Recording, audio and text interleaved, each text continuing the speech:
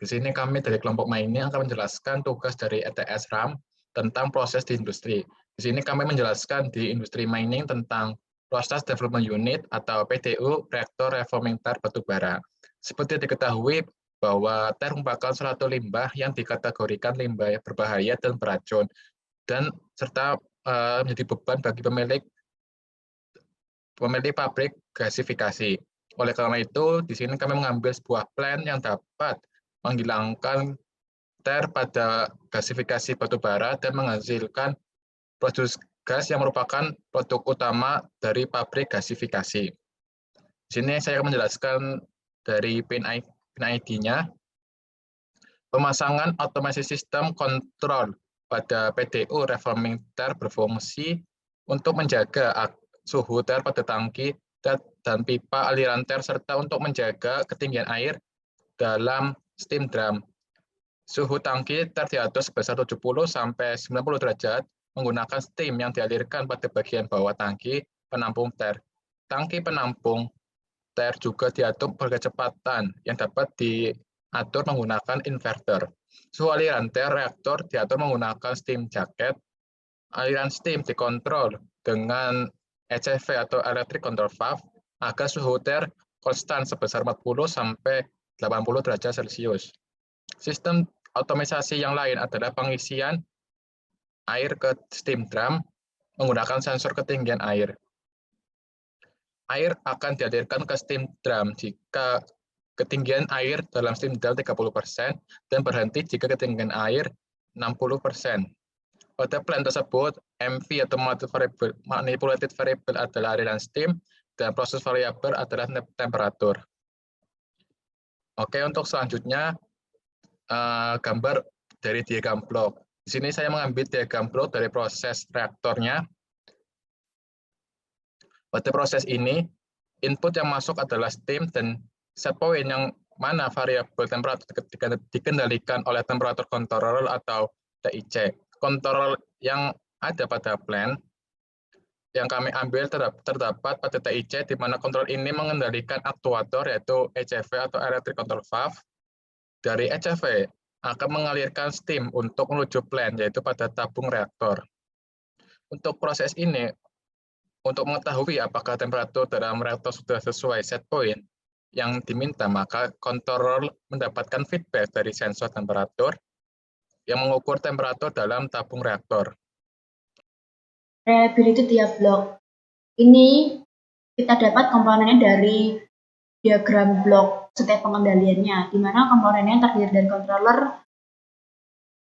control valve atau electrical control valve, reactor tank, dan juga sensor atau temperatur seterusnya. Controllernya ini, failure mode-nya ini kita menggunakan high output dan juga lambdanya dari sebesar 1,66. Ini didapat dari buku Oreda tahun 2002. Waktu yang digunakan sekitar 1 jam. Sehingga rumus reliability ini yaitu eksponensial pangkat min lambda dikali T. Sehingga didapat hasilnya 19,01. Yang kedua, control valve-nya. Ini di sini saya ambil 3 keadaan kondisi. 3 kondisi yaitu fail to open on demand, fail to close on demand, dan juga tidak diketahui. Dan juga nilai dari lambdanya ini bisa kita ambil dari buku Oreda dengan mengetahui dari failure mode-nya. Dan waktunya sama yang digunakan sekitar 1 jam, sehingga reliability pada fail to open ini sekitar 6,02%, reliability dari fail to close on demand ini 9,92%, dan juga failure mode yang tidak diketahui ini sebesar 95,1%, sehingga bisa dirata-rata pada komponen kedua ini reliability-nya sebesar 37%. Lalu komponen yang ketiga yaitu adalah tank. Failure mode-nya juga sama, bisa dipilih dari buku Oreda yang dimana eksternal lead edge-nya sampai proses mediumnya lambdanya sebesar 2,87. Ini diketahui dari buku Oreda juga yang dimana bisa diketahui dari failure mode-nya. Waktu yang digunakan adalah sebesar 1 jam. Reliability-nya didapat dari eksponensial pangkat 2,87 dikali waktu tersebut, sehingga dapat 5,66%. Maka dari hal tersebut, reliability dari komponen 1 dan 2, 1, 2, 3 bisa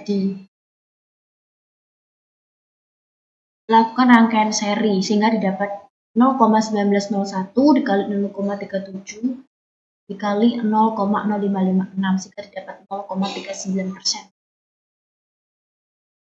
Karena di atas merupakan rangkaian paralel, maka didapat rumusnya 1 min 1,039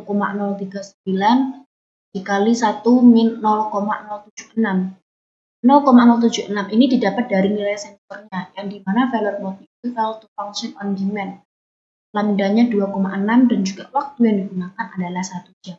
Sehingga apabila secara keseluruhan dapat disimpulkan nilai tersebut reliability-nya adalah 7,4%. Assalamualaikum warahmatullahi wabarakatuh.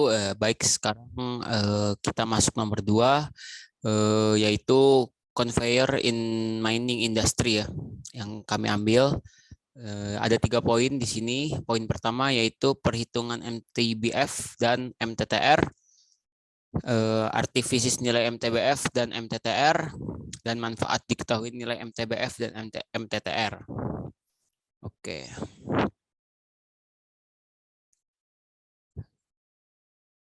Nah, di sini kami mengambil jurnal Reliability, Availability, and Maintainability Analysis of Conveyor System in Mechanized Tunneling.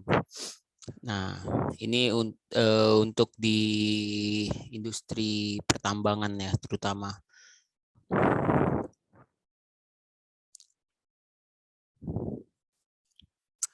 Oke, untuk di case MTBF dan MTTR pada conveyor di jurnal ini dibagi menjadi 3 bagian, 3 conveyor yang dihitung MTBF dan MTTR-nya. Nah, serta didapatkan juga nilai, terdapat juga nilai number of failure dan availability. Nah, jadi untuk rumus MTBF sendiri yaitu total uptime dibagi number failure untuk conveyor 1 yaitu senilai 1293,09 jam. Dan untuk MTTR-nya dengan rumus total downtime dibagi number of failure 90,46 jam. Selanjutnya untuk conveyor 2, MTBF-nya 3145 jam dan MTTR 39,29 jam. Dan untuk conveyor ketiga, MTBF-nya 1901,95 jam dan MTTR-nya 39,32 jam ya. Nah, dan di sini juga didapatkan nilai availability sebesar untuk conveyor 1 0,93 dan untuk conveyor 2 0,89 dan untuk conveyor 3 0,97.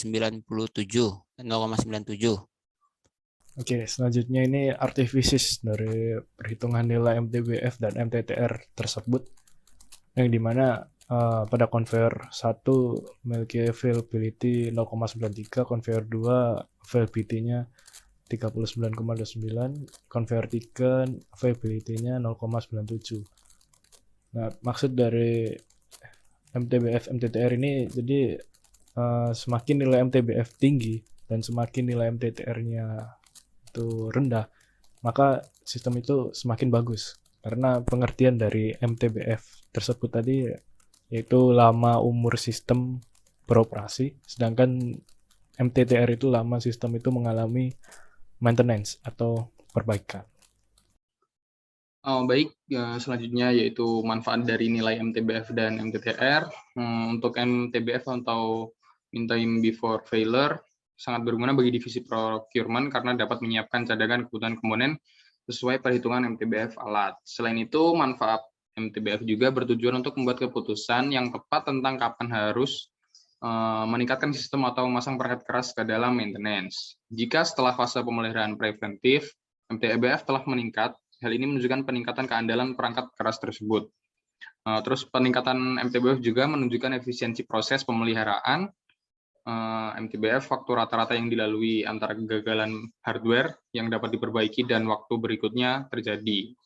Terus ketersediaan dan keandalan alat ukur MTBF, sehingga semakin tinggi jumlah MTBF, semakin andal sistemnya. MTBF sangat berguna bagi divisi procurement karena dapat menyiapkan cadangan kebutuhan komponen sesuai perhitungan MTBF alat.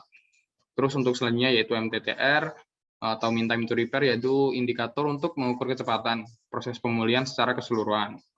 Waktu rata-rata atau mean time untuk menyelesaikan MTTR mewakili waktu rata-rata yang dihabiskan untuk sepenuhnya menyelesaikan kerusakan sistem, termasuk waktu yang diperlukan untuk mendeteksi kegagalan, mendiagnosis masalah, dan menyelesaikan masalah dengan memastikan kerusakan tidak terjadi lagi. MTTR sangat berguna bagi divisi maintenance karena MTTR dapat mengetahui nilai MTBF sehingga bisa dilakukan preventive maintenance. Baik, sekian dari saya dan ini merupakan slide terakhir. Terima kasih.